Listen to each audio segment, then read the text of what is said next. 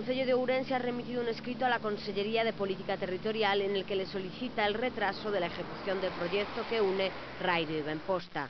Alega que estas obras podrían interferir en el futuro trazado del AVE, que actualmente está en tramitación con el Ministerio de Fomento.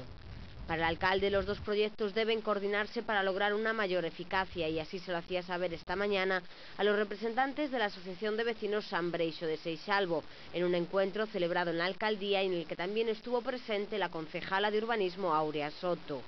El nuevo trazado del AVE consiste en una variante que se iniciará en el entorno de la estación de Taboadela. Allí conectará con el trazado del tramo Lubiano-Ourense. Este bordeará la ciudad por el norte con 3 nuevos túneles para llegar a la estación Empalme por el corredor de la línea de Monforte, después de cruzar el Miño por un nuevo viaducto.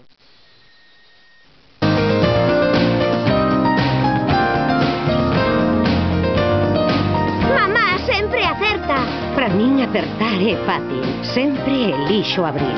O meu aceite de oliva de confianza. Garantía de sabor e calidade. Abril leva alegría ao meu fogar. Acerta sempre con Abril.